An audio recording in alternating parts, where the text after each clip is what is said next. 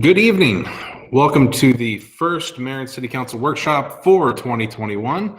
We're going to begin with our pledge to the flag, and I'm going to have Councilman Vigliotti lead us in the pledge.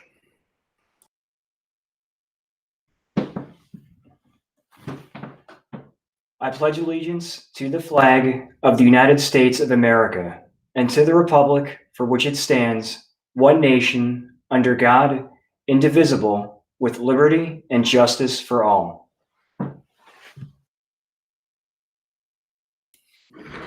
Thank you, Councilman. Let the records reflect that all members are present and accounted for. I'm going to begin this evening by saying a few words. On January 1st, we lost a true Taneytown statesman in Bob Flickinger, a three-time mayor and I think 16-year council person here in the city. And I don't think you could point out anyone who has done more for the city of Taneytown than what Bob Flickinger did. It was a tremendous loss to the city, and I ask that everyone please keep the family in your thoughts and prayers. I know they were preparing themselves for it. He had been in declining health for some time, but it's still a shock when it does happen. So that was an unfortunate start to the new year, but please keep the Flickinger family in your thoughts and prayers.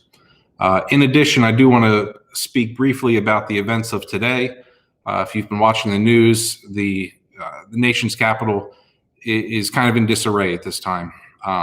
There have been, I guess, seemingly what should have started as protests and stayed as protests escalated to something much more, storming the Capitol building, things like that. And I support passion, I support protests. What we're seeing now are neither of those things. So please keep the first responders, the government officials, and all in DC who are seemingly under attack at this time. I think there's a better way to go about things, and what's happening there, in my opinion, is unacceptable. I just want to put that on the record, just to be very clear on that. Councilman Vigliotti, did you have something you'd like to add? Mr. Mayor, I can do it now or I can do it later, but I just first I want to associate myself with your comments about what happened today. I put out a post on Facebook earlier. There's a way to handle things and there's a way to not handle things, and I'm certainly praying and hoping for a more peaceful, future following this. What happened today is not acceptable, and given that we ourselves dealt with something a year and a half ago, this sort of thing does hit close to home. There's a way to peacefully protest something and there's a way to not handle something. And then with respect to your comments about Mayor Flickinger, I want to associate myself with those as well. And I've prepared a couple of written words, and I could read them now or later, depending on how you feel would be best served by the agenda. We'll accept your words now. Go ahead. All right. Thank you, Mr. Mayor. So when you talk about small towns like ours, certain things resonate in your heart. The places, the roads, the homes, the buildings, the parks, the memories, the institutions, the way the setting sun glows against the land. You also think of people. You think of friends and neighbors, and you think of citizens who make a difference in any number of ways, from volunteering to community events to elected office. And sometimes you come across someone who makes such a difference he becomes a perpetual and integral part of that town. The late Mayor Bob Flickinger was such a man and was an institution in and of himself. He said few words, but his words were powerful. When he said, "Do this," you did it. He earned his respect through hands-on commitment. He volunteered wherever a hand was needed. As a mayor, especially, he was directly involved in the daily workings of town. He was the kind of leader who, upon discovering a light was out or a street needed to be repaired, personally went out to find a utilities crew to handle the job immediately. Even after his elected life ended, his community service continued. He was the kind of man to which men of my generation should look as a role model and an example. Indeed, girls, service, and politics were among the many things Mayor Flickinger spoke to me about over the years. So to lose someone like him is to lose a part of the town. It's like removing a single strand from a tapestry, but realizing too late that strand interweaved with each one that it touched or drew near. Everything has changed without him around. So I pay my respects to Mayor Flickinger, wish him well in heaven, offer prayers to his loved ones, and my deepest condolences to his wife, Ferry, who herself is an integral part of our community. Thank you, Mr. Mayor. Thank you, Councilman. I appreciate those kind words. he will definitely be missed, but never forgotten. That is for sure. Moving into the meeting, if we would, we're going to start with review of the minutes from the December 9th and December 14th meetings. Are there any suggestions or comments on the minutes as they are presented this evening? All right. Everyone is satisfied. Mayor Pro Tem Foster, did you have something? Yes, on, trying to find what page. I guess page 2, under new business, number 3, where it talks about leaving out added that the designs are still being finalized and that there are 2 that's, it should be that there will be.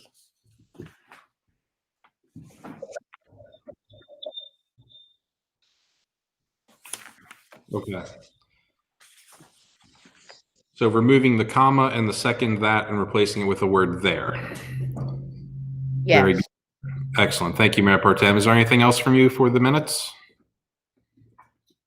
That's all you have. Very good. Anyone else have any comments on the minutes as presented? Okay. With nothing further, they will be up for approval on Monday evening. I'll now ask the council if there is anything on this agenda that presents a conflict of interest for them this evening. No, sir. No, sir. Very good. Thank you all. We're going to move into our resolutions, ordinances, and agreements. For introduction this month, we have Resolution 2021-02. This is the Bay Restoration Hardship Exemption. Are there any comments on that, or would you like to hear anything from staff before we discuss?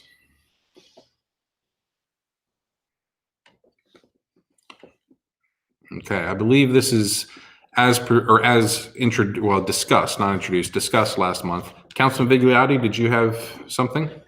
I just wanted to reiterate my comments from last time that I think this is a good thing that we're doing, and I think that this will, certainly benefit a number of people who do need the help. So I think that, again, I think it's right that we're having this, presenting this before us this evening. So. Very good. I'm going to ask City Manager, was there anything that changed from the discussion last month to what's being presented to us now? We just got rid of the language that I think there was still one reference in last month's draft to the, actually, no, I'm getting my resolutions mixed up. No, this is as it was presented with you for you last month. Okay, great. No modifications to it. Perfect. We appreciate that. I'll give council one more opportunity. Any discussion on this important resolution? Okay, with that is slated for introduction on Monday evening, and then will be put forward for approval next month. Moving in, items up for adoption on Monday will be Ordinance 07-2020, Amendment to Chapter 153, Park Impact Fees. We discussed kind of the trio of these last month. They were introduced. Now we'll be looking to adopt. Is there any discussion on this ordinance? Councilman Vigliotti, go ahead, sir. Thank you very much, Mr. Mayor. I'd asked a question last month about the applicability of this, and maybe Jay, you or Jim could maybe speak to this to some degree. I'm personally still a little unclear about whether passing this means that it would still apply to, like a development in progress right now, for example, Meads Crossing. And so I'm just looking for some clarification on that. So your clarification is such.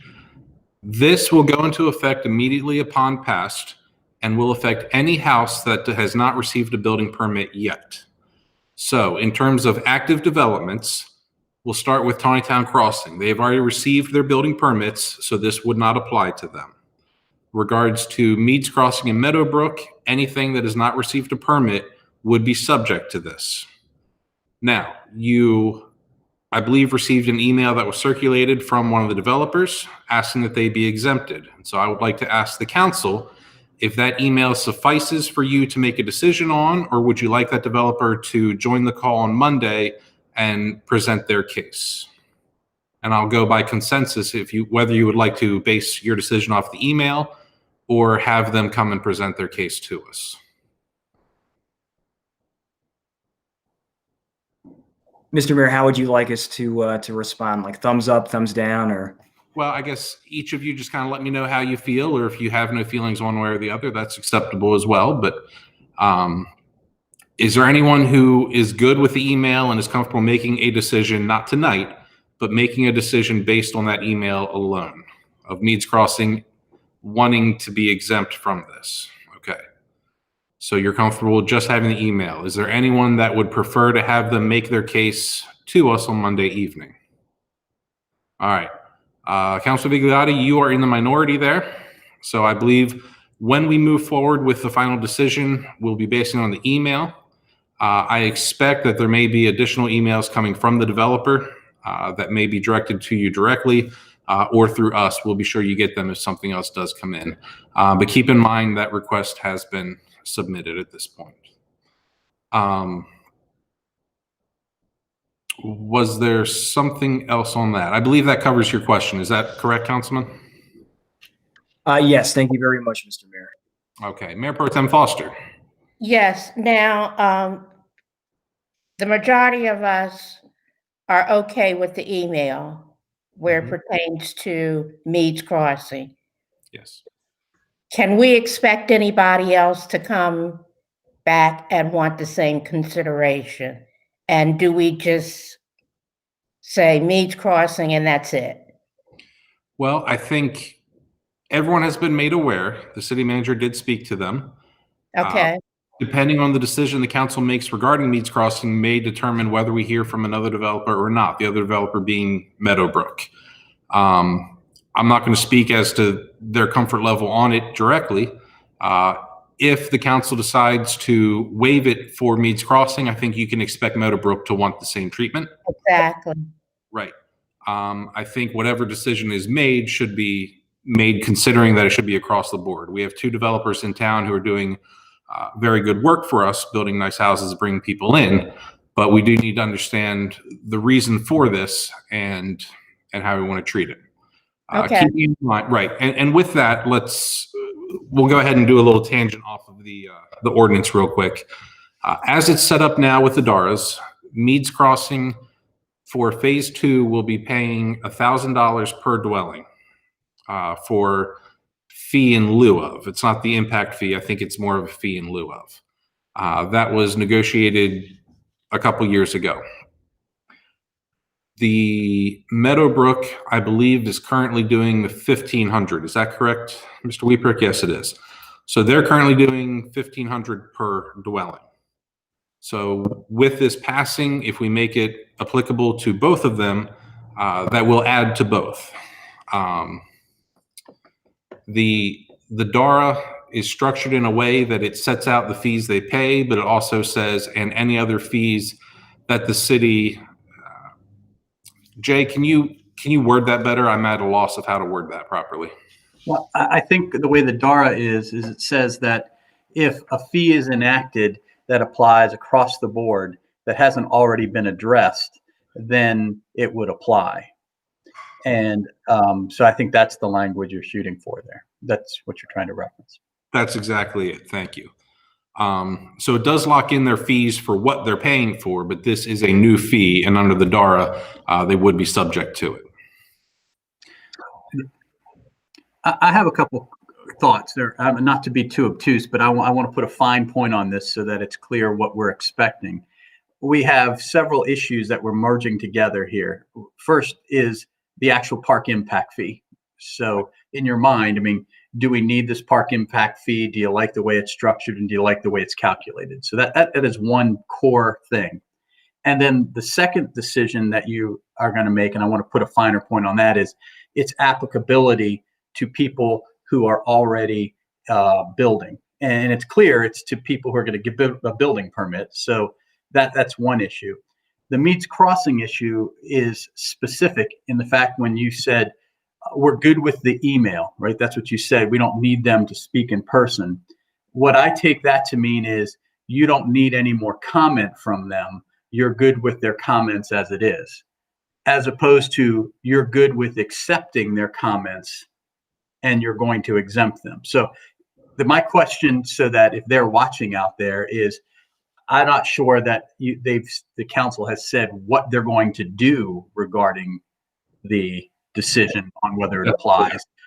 That still has to be debated and discussed, right? That's what everybody's on there. Okay.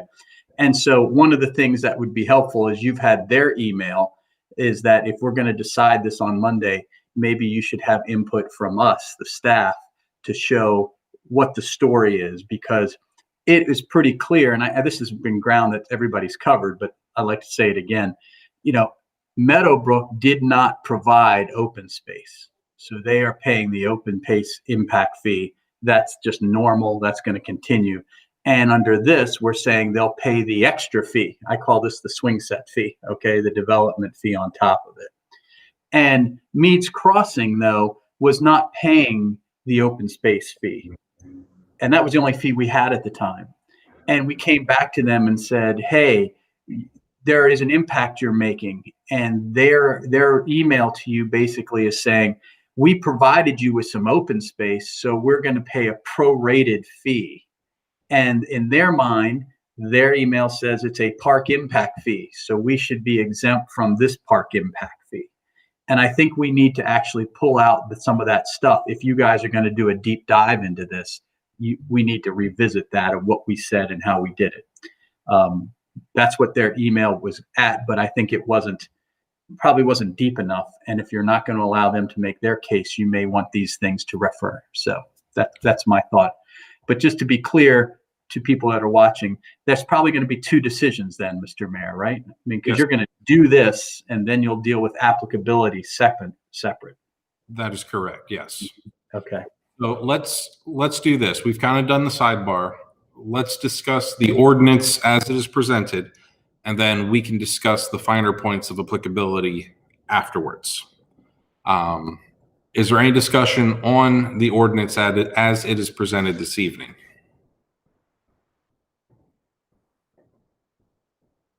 Okay. Seems like everyone is satisfied with the ordinance that will be up for adoption Monday evening. Since they came as a trio, we're going to knock out the trio before we get back to the applicability. So Resolution 2020-14, Park Impact Fees. This is simply outlining the specific dollar amount of those fees, and then they'll be added to the fee schedule. Are there any questions from the council? For clarification, for those watching, it's simply stating the Park Impact Fee, which is the new one, would be $1,000. The fee in lieu of open space will be $1,500. Councilman Vigliotti, go ahead, sir.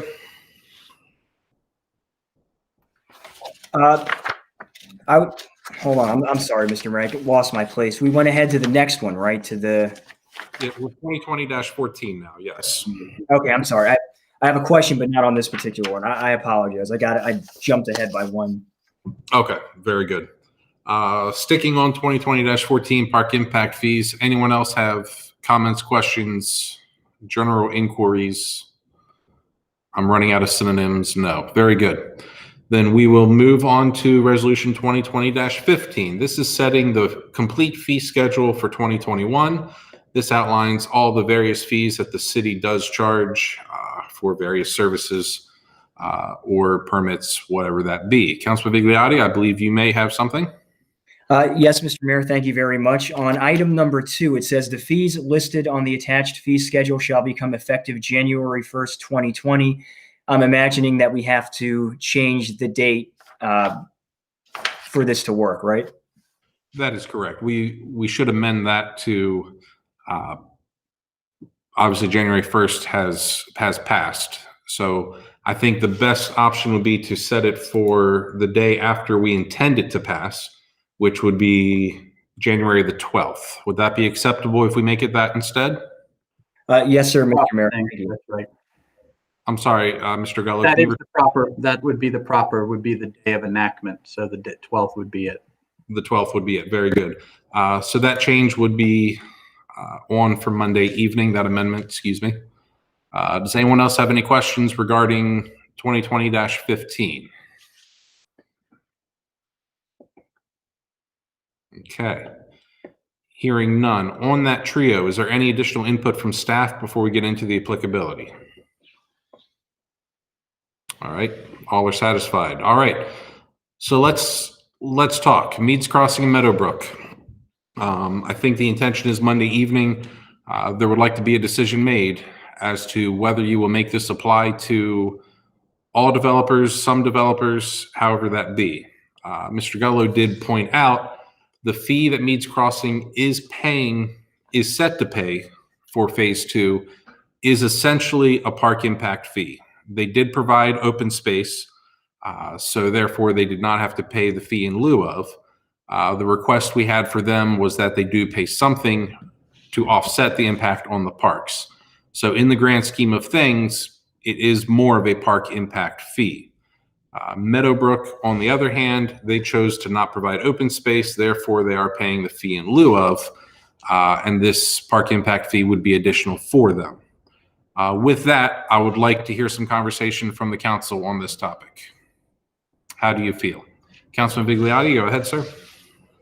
Thank you very much, Mr. Mayor. Well, the first thing I'll say, because I don't want to drive the conversation too much, I would want to, as Jay had mentioned, I would want to see some more of the documentation before I voted on this, so I could have a better sense of the things that he'd mentioned earlier. And of course, I almost feel like, to your point, that maybe the developers would send us additional emails, or maybe we could reach out to them over the next couple of days to see if they had any additional thoughts about this as well. Because I do not oppose the park impact fees. I'm in favor of park impact fees, but I feel like I need a little more information, if that makes sense. Okay. Any input from anyone else?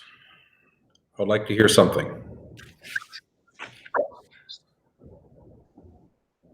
Oh, Mr. Mayor. I think you're muted, Councilman. Go ahead and try again. Okay, sorry. Thank you.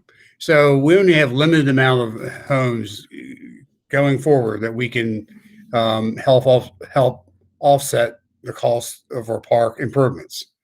If you read Lorena's report, the developing Bollinger Parks will be $1 million. And some which will be hopefully almost half of that will be grants, but there's more. So it's not a matter of we don't have enough park land, we don't have enough developed park. We have kids out there right now. There is no lacrosse field. They're playing on the outfield of the baseball diamond. It's dangerous when they go from sand to dirt. We're not spending a lot of money to fix the fields that we have now because we don't really have it, or it's not budgeted, or they've been doing the best that they can, and their volunteers are doing well. But this is a very important for the future, for the true development of our parks. Not just replacing playgrounds, play sets every 14 years, but in improving what we have to offer as to our families, not just the kids, but to all people in Taneytown. So we have limited ability. We don't have 10,000 homes coming in. So what we have to sort of, be fair about it and get what we can. Thank you, Councilman. Councilman Fuller, do you have something for us? All right, I have a couple of thoughts. I'll have to see if I can get them in order. To me, there's a difference between Meads and Meadowbrook. Meads to me is already paying what they should, essentially, and they put that in the DARA, and that's taken care of. Meadowbrook, on the other hand, I think the fee for the open space, or lack of, I should say, is probably not enough, understanding that Meadowbrook really doesn't have that many more units going in. This is something that should have been addressed years ago, and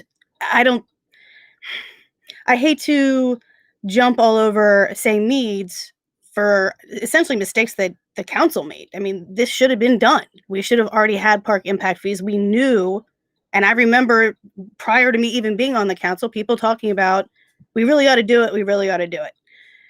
So I don't see how we can't force the money to come in. We can definitely work from here forward. We may have to get imaginative down the line to find ways to find this money. But, just again, if they've already got, like I said, Meads is already, they're giving us what essentially they would have anyway. about. And then, so I don't oppose doing Meadowbrook, but I don't know that we can, chase down anybody else that already has their agreements, if that makes sense. Okay, so to clarify, your position is that it would not apply to either because they already have agreements? No, Meads, it wouldn't apply to Meads, I don't think, because they are meeting the requirement. Meadowbrook, I would revisit something, maybe not the entire amount, but I think that there should be something more coming from, again, what they have left. I mean, there's not a lot more happening at Meadowbrook, so it's still going to be limited regardless. We do have the schools. The potential is still there for other development, but we are going to run out of space for those developments. Right. So we might as well, start thinking now of other ways that we can raise money as far as the parks go while we're still progressing with this. I'm not saying right now, but I don't think we should throw it in a closet somewhere like they did years ago. Okay, I'm going to throw in my opinion, understanding that I don't have a vote on this. When we talk about the fee in lieu of open space, Meadowbrook, of course, as we mentioned, did not provide open space to the city, so they are paying that fee. When we look at Meads Crossing, we have to consider what open space is actually being provided. And the realization comes down to none of that open space is available to all of the residents of the city. It is more or less private space. You're talking about their pool, their clubhouse, their dog park. All of those amenities are really put in for their residents. It is not being deeded to the city to be a part of our park program. It is not generally going to be available to everyone in the city. So when we talk about open space, is that something the council would actually consider being open space if it were not available to the residents of the city? Well, it kind of is, and it isn't. Okay. I guess to their way of thinking is, even though it's, like you said, for their residents, it takes impact off of the park because their residents stay there and use what they have and don't impact the park. When we know in actuality, they will. That they will impact the park. Absolutely. You're right. But I bet that's their way of thinking. We're providing this for X number of residents. They'll use what they have and they won't impact the parks. I think that will be their argument. I think you're exactly right in saying that. Councilman Haynes? Something I think is worth considering with their open space is that it's not going to be up and running, available for use anytime soon. Like, their timeline for that is pretty long. And so the people that live there now are using our parks. I mean, their clubhouse, I don't think is going to be built for a number of years. All of their open space is not going to be built for a number of years. And so the impact, at least for the foreseeable future, is going to be on the city's parks for a decent amount of time. It'll be a while before I think that argument really has any ground. It's more of a long-term argument, I think. Right. And I think that argument, if we were to apply that same logic to Carol Vista, their amenities for their residents make sense. I mean, obviously Carol Vista still has an impact on our parks, but it is much less. When you think about sports fields, you think about the children that will be living in Meads Crossing as opposed to Carol Vista, that's a very different thing. And what they're providing, we talk about the dog park, the walking trails, obviously their clubhouse, their pool at Meads Crossing. None of that includes the sports fields. And I'm hoping that there are children coming into that development, and I'm hoping that they do play sports, because more children need to play sports and play less video games. But keep in mind that those amenities come from our parks at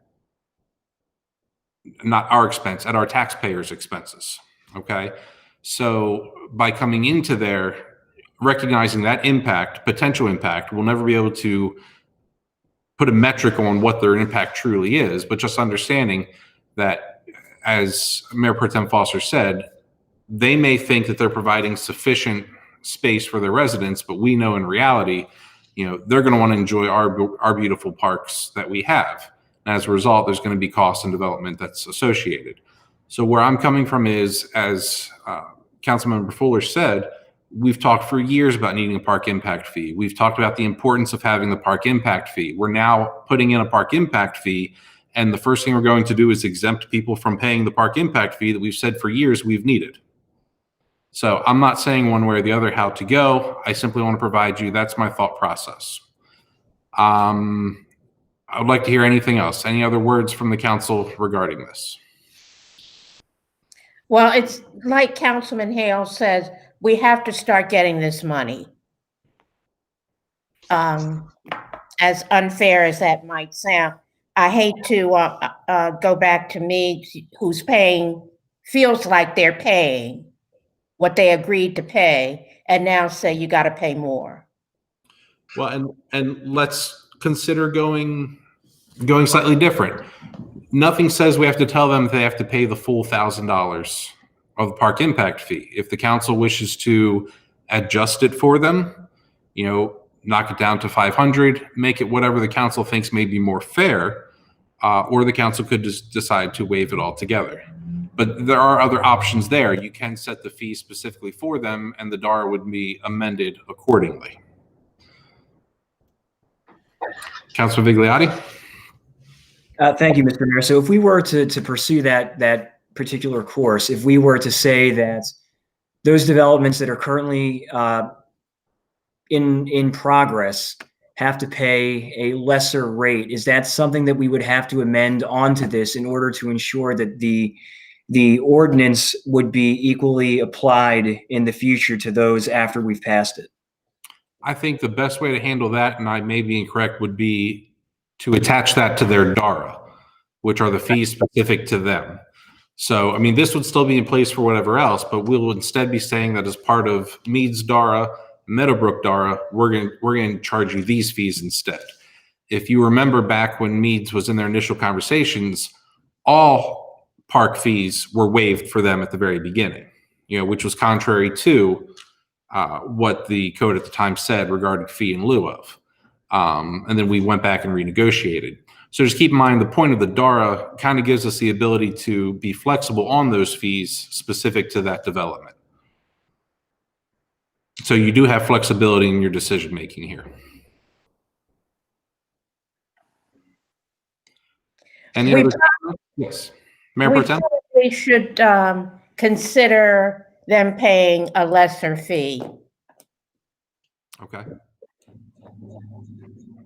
Very good. Councilor Vigliotti earlier had mentioned that he would really like some additional information. Mr. Wieprick, do you have any idea what information you can provide between now and Monday? I will suggest that we provide excerpts from the respective DARAs, and we can highlight the sections that are applicable to the any park fee language. So, very good. I would appreciate that very much. Thank you. As well as the language that speaks to fees that would be applicable citywide, that might be new fees as we're talking about now. So we can pull out those DARAs and get you guys the excerpts from them so you can zero right in on the applicable sections. Great. With that, again, I'll reiterate, if we receive any additional correspondence that you are not copied on, we will send that on to you as well so that you can see any additional comments coming in. And I do invite any of these developers, if they're watching this evening, if you do wish to provide additional commentary, please feel free to send that along to help in the decision. I do anticipate that we will reach a decision Monday evening on this. Am I appropriate in expecting that, council? Everyone? Very good. All right. Anything additional before we move on? Councilmember Fuller? Well, I was just going to say, if there's going to be this much of a conversation, then maybe we should have them come back and offer them the opportunity to speak to us in person, just so that they can answer questions or add comments as needed. Okay. Would the council like to accept a delegation from those developers on Monday evening, given the conversation we've had? Yeah, and I think you can limit it to the Meads Crossing one at this point in time. They're the ones that have an agreement with us, contractually obligating them to pay, and you're talking about amending that. Meadowbrook is pretty straightforward unless you want to do something different, but what you're talking about is mending or having a new contract if you do something different, and you need the two parties to agree to that. So that's why I think you and them should talk.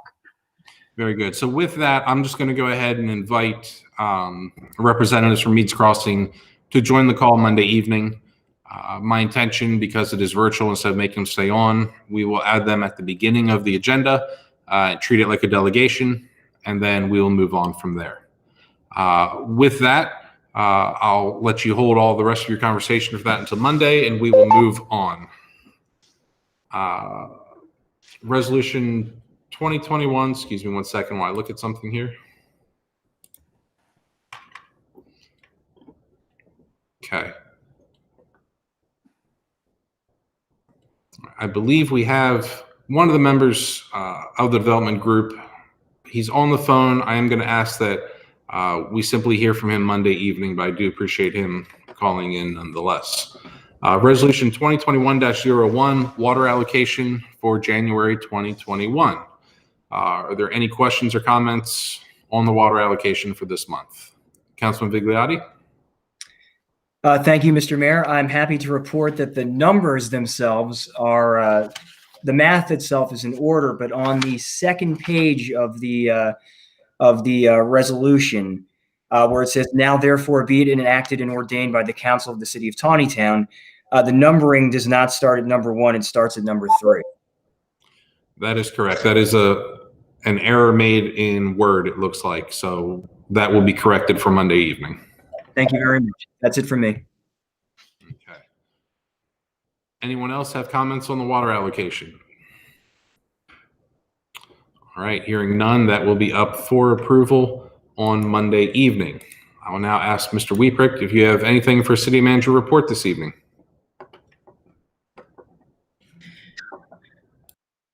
I do want to give a quick update for those of you who aren't already aware. We've got some issues at well 17 that came up after the council packets were released. So we're having a vendor come in to pull the pump and evaluate things. We suspect that the issue basically is that the well is not pumping at the rate that it typically does. And the suspicion is that because we have a pump and motor that are sized to pump significantly more than we're currently pumping, that the motor is not cooling properly and has shortened its lifespan. For those of you who, and most of you were not around when well 17 was developed, it is capable of pumping much more than we are permitted to pump right now. So the pump that was installed was sized with the expectation that development was going to trigger the need to increase our permit allocation and associate recharge acreage with that well. And that has not happened yet. So the well has essentially been throttled back since it's been brought online. So we are intending at this point to, assuming the motor is the problem, we do plan to replace it with the same size motor, again, with the expectation that we will be sooner rather than later associating recharge acreage with that well and going to MDE to increase our permit for the well. If for some reason that does not happen and we see the motor going bad prematurely again, we're going to have to think long and hard about the future of that well and our expectations for its production level. So I did want to just make you aware of that. If you do see well equipment out there driving by, that's what's going on at well 17 out by the Baptist church. So other than that, really no new issues. I do have to give a quick apology. I know that on my status update under COVID, I did say that a draft of the emergency policy that we talked about back in December was going to follow the report. We opted to pull that from the packet after the reports were done. Jay and I we have some time scheduled next week to delve into some aspects of that policy before it's really ready for prime time. So my apologies that the report says it follows and it didn't follow, but we'll have it for you for next month after Jay and I have a chance to go over some things. And that's about it for me, unless anybody has questions. Very good. We'll entertain any questions from the council for Mr. Weeprick. All right. Are there any questions for the city manager regarding departmental reports as they were presented? Councilman Bigliotti? Thank you very much, Mr. Mayor. I'd like to call everybody's attention to the Parks and Recreation Department report. I note that in the second paragraph, Lorena talks about researching costs for installing a dog park at Roberts Mill Park, but that in the meantime, they're going to be ordering some dog waste stations to install those in the parks this spring. Now, I'm totally in favor of dogs in parks, but I was under the impression that pets were restricted from the parks, and if we are going to be installing these, do we have to revisit the restrictions in order to make it legal to bring pets into the park? And I don't know, Jay, maybe you have something about that, or. Well, this has been something the mayor's talked about, I think, for a couple of years. I think he was the one that we should have signs about this, but we're not supposed to allow dogs in the park. It's one of the rules. And so putting this in is kind of like an attractive nuisance. If I drove in and saw these things, I would think, hey, I'm allowed to have my dog in the park. So you either change the rules, which is pretty simple, and you can put up with something that says no dogs on athletic fields, clean up after your dogs, something like that. Or you rethink the idea about putting the thing in there because you need one or the other, at least to send a cohesive message. I think we need to think about the reality of it. And the reality is this: our parks are open to the public. They are not monitored. We don't have security running in our parks. So is it realistic to tell people that they cannot walk their dog in a park? I don't think that's realistic. I think restricting where in the park the dogs could go, i.e. athletic fields primarily, because of damage they can do there, that's more realistic. We're not kidding ourselves. We know that people take their dogs into all the parks. Does it really bother us that much as long as they clean up after them? I think that's the key. Part of convincing them to clean up after their pets is hopefully providing them the means to do so while they're there. This is a common amenity that you'll find in almost all parks. I think when we really get down to being realistic, I don't really see a reason that dogs cannot be in our parks. My main thing is that they not be on athletic fields and probably not on playground equipment as well. But that's my opinion on it. You are correct by currently saying you're not allowed dogs in these certain parks, and then we're going to go put these dog receptacles in there. It does send a mixed message. My recommendation to the council would be that we eliminate the restriction of dogs in certain parks and simply state that where they cannot go within those parks. Mr. Mayor, I'm in agreement. So I guess my question would be, if we did decide to proceed with this, I mean, is it something that we have to do by ordinance, or is it a resolution, or what's the proper path forward to addressing this? Well, I'll work with Mr. Weeprick and make sure that where it is listed in code, we will simply bring forward to council the way to amend that code.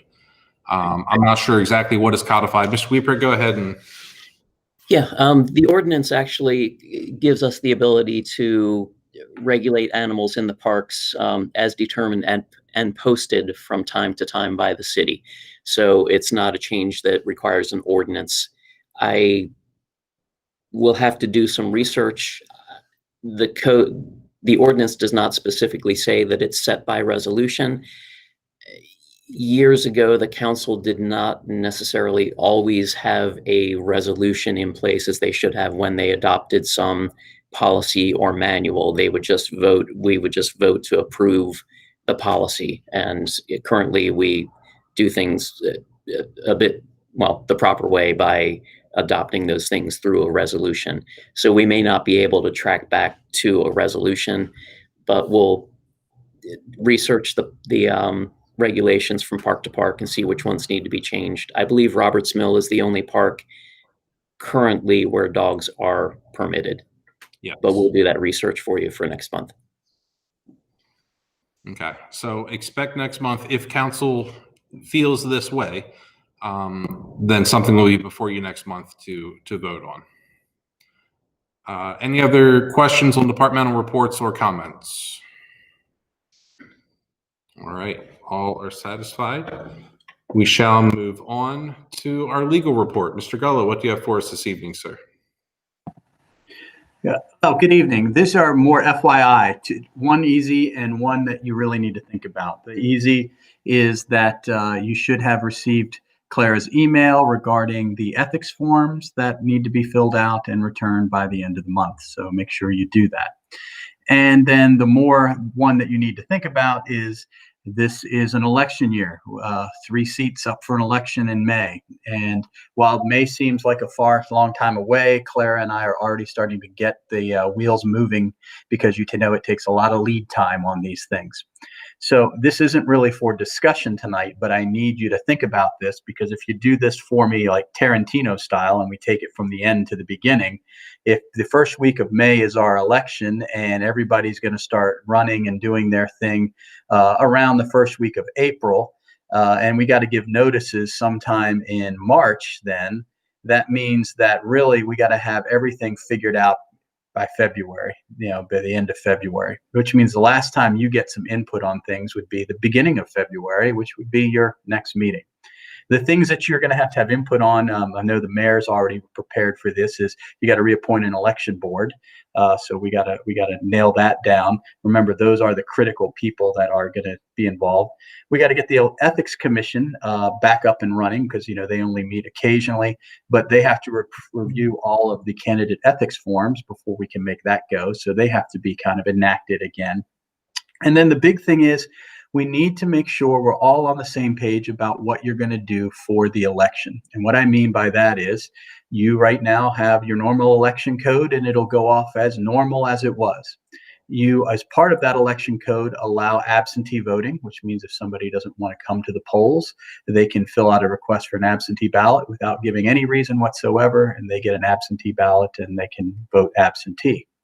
But if you should want to change your format, which some people have talked about, especially due to how the state has done it, to a mail-in voting type of election, that would need to be done by some changes to the charter, changes to the code.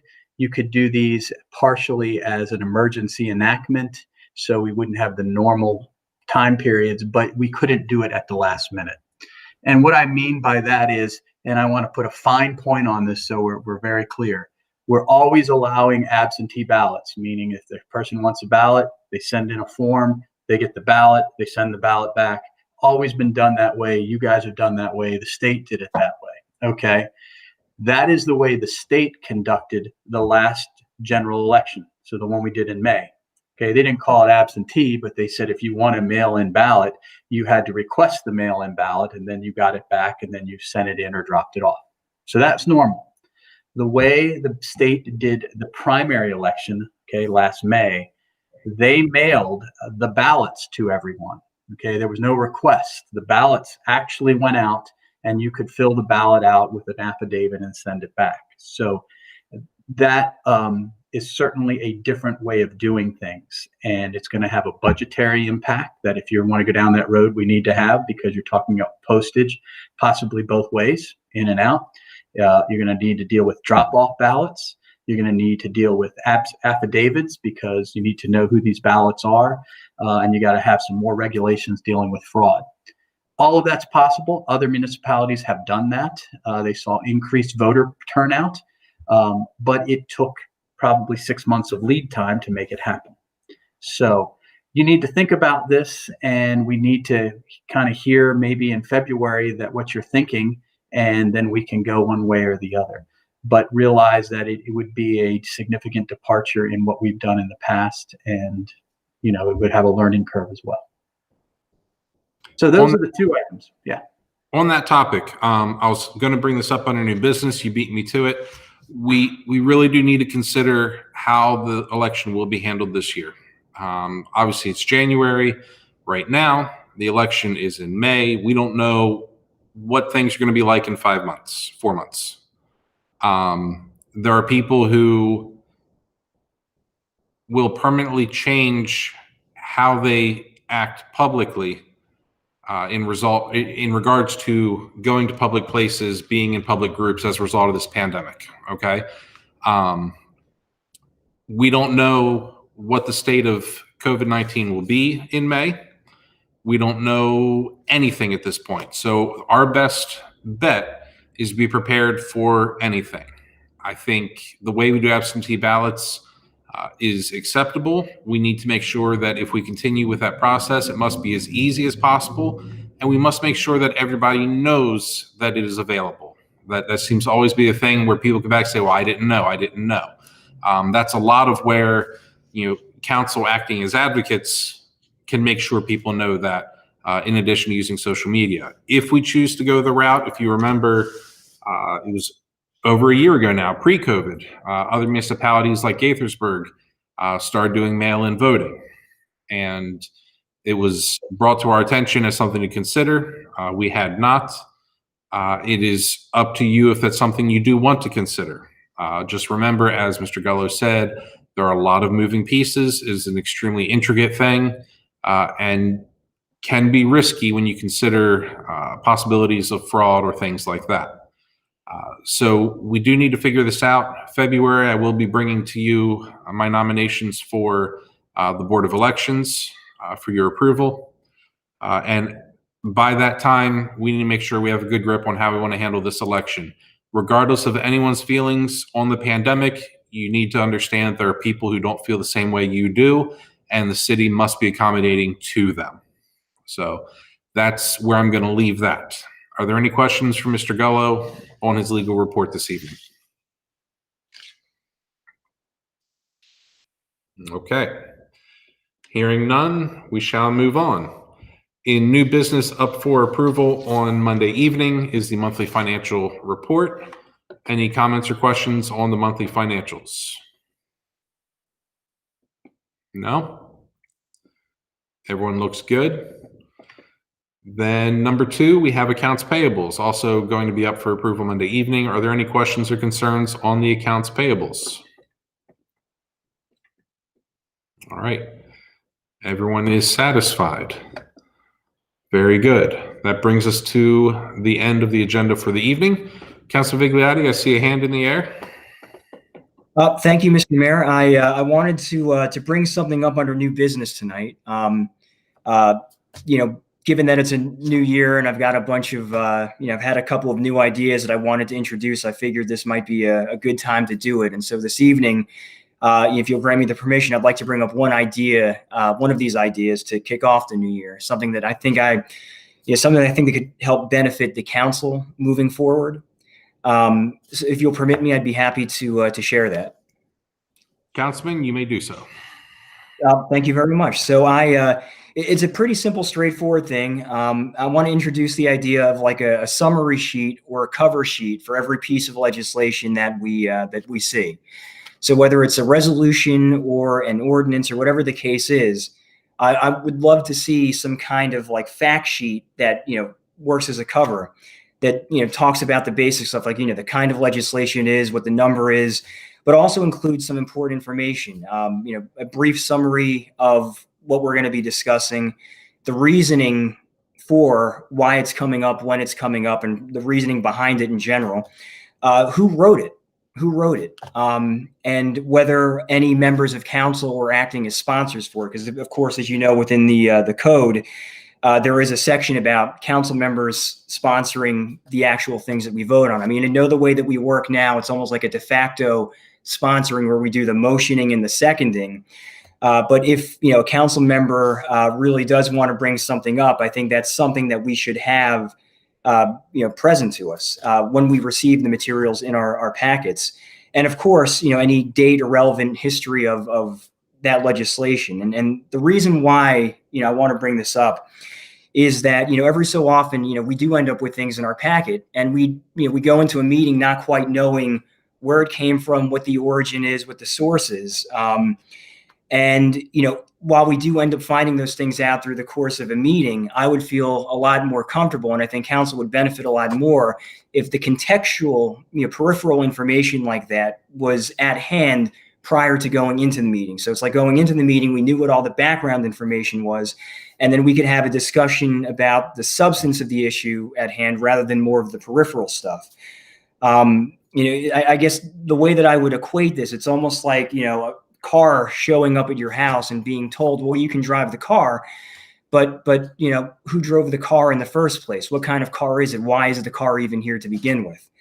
And I know it would take a little bit, additional time for, the putting together of an ordinance or a resolution. But I also think that it would benefit us in terms of clarity, transparency, efficacy, and again, even just council being prepared to better discuss these things at meetings. And so if everybody's amenable to it, I'd like to be able to present something to council next month, potentially to vote on. You're talking about presenting something to vote on regarding what you're requesting? Right, like the request for, I mean, again, I don't know whether it would just be a policy that we enact or whether it would be something that we would have to go by way of resolution, to have a sheet that says, this is what we're about to vote on. This is a summary of it. This is who wrote it. This is who sponsored it. That, background contextual information that we don't always get otherwise. Right. I think I see where you're coming from. Seems like you've been reading a lot of state bills recently. Their cover sheet seems to include a lot of those items. I don't think it needs to be anything as official as a vote or a resolution or anything like that. I think it is simply a request coming from council to staff that things be put in this way. Understand that that will take substantial time to put together. I think what we'll do is I will work with staff to figure out a format that we want to put it in, and then determine how well that will work long term as to their ease of getting that information together. And a lot of it, if I may say, is going to come from how much council is willing to be involved in a lot of these processes. If you think about things like resolutions and ordinances, there's nothing preventing council members from bringing those forward. If you have ideas like that, not everything has to come from staff or from the city attorney. It will be vetted by them, but it's not saying that it has to be drafted by them. So keep that in mind as members of council. You talk about sponsoring something as the code says it should be. You are welcome to do so. Put something together, submit it to myself to be put on the agenda, and then through the process, make sure you leave time for it to be vetted by everyone. And a lot of that's going to be, doing some of that research as you construct said things. If you're unclear of those processes, please let me know. Let Mr. Weeprick, Mr. Gullo know, and we'd be happy to help you through it. We've all done a couple of these ourselves. But no, I like where you're going with that. We just need to see how well it'll work in reality with a limited staff. At the state level, they have quite the staff of people putting their things together. But right. I like where you're coming from. Yep. I thank you for that, Mr. Mayor. And again, I'm not, I don't want anything that has to be like multiple pages long, like a 2-sentence summary or something, just to give us our bearings going into something. Because, again, and I'll certainly just speak for myself in this instance that, again, we do find out these things during the course of a meeting, but, it certainly would be more beneficial for me, at least, to have that contextual information going into the meeting rather than saying, okay, well, we have this and where did this come from? So. Very good. I completely understand where you're coming from there. So we'll kind of research that a little bit and see what kind of options we can come up with there. Thank you very much.